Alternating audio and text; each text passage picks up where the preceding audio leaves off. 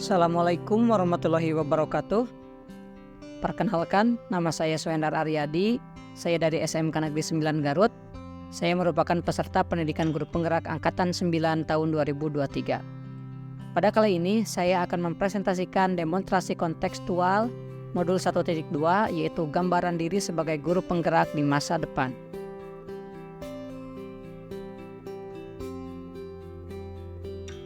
Salam guru penggerak, tergerak, bergerak, dan menggerakkan.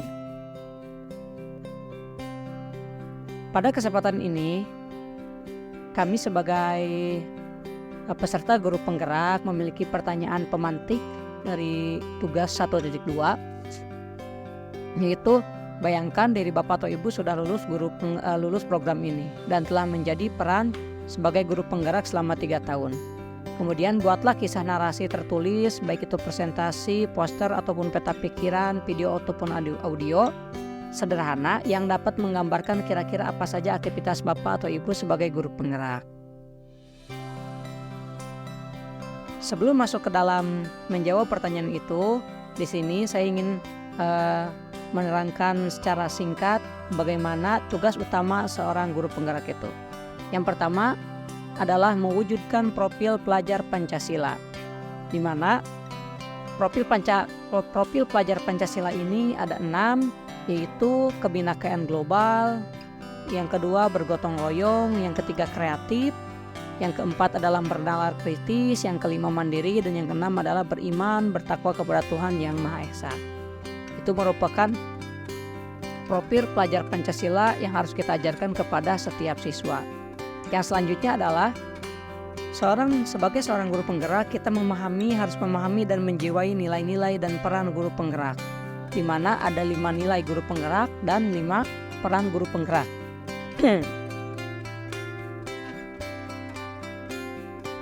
Adapun nilai-nilai guru penggerak itu, yang pertama berpihak pada murid, yang kedua harus mandiri, yang ketiga reflektif. Sebagai guru penggerak itu harus merefleksi setiap kegiatan yang telah dilaksanakan, kemudian kolaboratif, dan yang kelima adalah inovatif.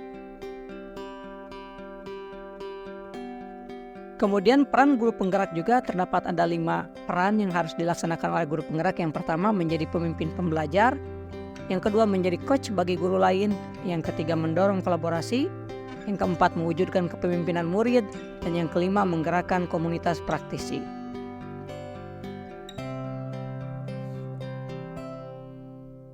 Baik, masuk kepada pertanyaan tentang apa peran guru penggerak yang akan dilakukan di masa yang akan datang setelah lulus daripada pendidikan ini. Yang pertama adalah sebagai peran menjadi pemimpin pembelajar.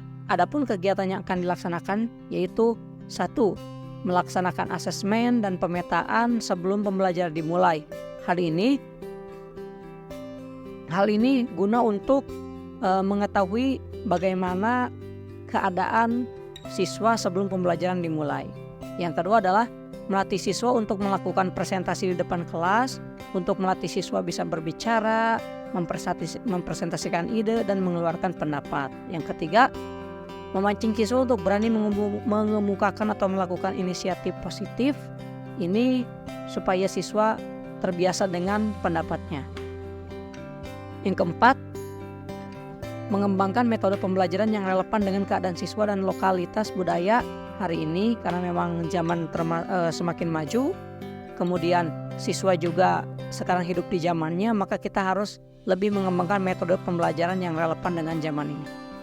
Yang kelima adalah tidak melakukan pengekangan dan memberikan kemerdekaan pada murid untuk berkembang sesuai bakat dan minatnya, tidak dipaksakan di dalam satu buah mapel atau satu buah kompetensi, karena siswa juga memiliki keunikan, bisa saja bisa unggul di kompetensi yang lain.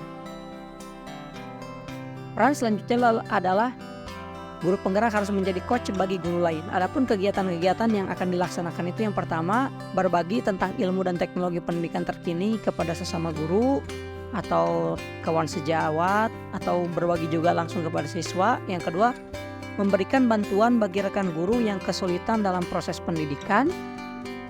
Ini kita memberikan bantuan, saling membantu kemudian jika ada kesulitan baik di dalam kelas maupun di luar kelas. Yang ketiga adalah melakukan diseminasi atau penyampaian tentang paradigma guru penggerak yang telah kita laksanakan hari ini. Ilmunya sangat banyak, dan kurikulum merdeka misalnya di in-house training di sekolah setiap semester atau setiap awal tahun pembelajaran. Kemudian yang ketiga adalah peran yang ketiga mendorong kolaborasi. Adapun kegiatan yang dapat dilakukan adalah bersama-sama dengan siswa berkolaborasi untuk membuat sebuah proyek penelitian sederhana, misalnya untuk lomba atau kompetisi. Ini untuk meningkatkan jiwa kolaborasi kita antara siswa dengan guru. Yang kedua, kita bisa menjadi panitia diklat, upacara peringatan atau eskul bersama guru-guru yang lain sebagai upaya untuk saling berkolaborasi. Dan yang ketiga adalah berperan aktif dalam MGMP mata pelajaran untuk berdiskusi tentang perkembangan pendidikan terkini. Peran yang keempat adalah mewujudkan kepemimpinan murid. Ataupun kegiatan yang dapat dilakukan adalah melaksanakan latihan dasar kepemimpinan siswa, kemudian latihan kepemimpinan tentang pelajar Pancasila, dan untuk pelatihan anti korupsi kepada siswa. Ini sangat penting sekali, dan ini akan melatih tentang kepemimpinan siswa. Yang kedua adalah mendorong siswa untuk mengikuti kegiatan pengembangan diri seperti lomba, olimpiade, ataupun seminar. Ini untuk meningkatkan minat dan bakatnya. Kemudian untuk melatih juga kepemimpinan murid, karena dalam setiap kegiatan lomba, olimpiade, atau seminar perlu kepemimpinan yang kuat.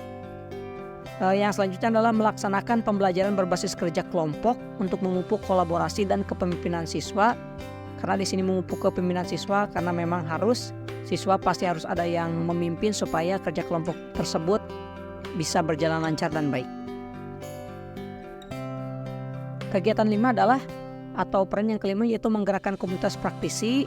Kegiatan-kegiatan yang akan dilakukan itu yang pertama membuat komunitas praktisi guru penggerak lokal di sekolah gitu ya. Jadi sesama guru penggerak kita harus saling bahu-membahu untuk tetap menjaga semangat untuk menerapkan semangat Ki Hajar Dewantara, baik itu filosofisnya maupun tentang pemikiran pendidikannya. Yang kedua adalah selalu mengadakan diklat dan pelatihan, misalnya desain dan teknologi pembelajaran terkini atau mode pembelajaran terkini, karena memang pembelajaran atau teknologi ini setiap harinya update, jadi kita juga harus ikut update. Yang ketiga adalah mengikuti organisasi profesi dan praktisi pendidikan untuk berkolaborasi dan saling berbagi ilmu. Semisal kita peran aktif misal dalam MGMP tadi, kemudian dalam PGRI atau dalam Ikatan Guru Indonesia untuk saling berkolaborasi dan saling berbagi. Demikianlah 5 kegiatan sesuai peran yang akan dilakukan di masa yang akan datang. Semoga peran-peran tersebut atau kegiatan tersebut dapat saya laksanakan dengan baik. Terima kasih atas perhatiannya. Mohon maaf apabila banyak yang salah dalam presentasi ini. Terakhir, Ki Hajar Dewantara mengatakan anak-anak hidup dan tumbuh sesuai kodratnya sendiri. Pendidik hanya dapat merawat dan menuntun tumbuhnya kodrat itu. Assalamualaikum warahmatullahi wabarakatuh.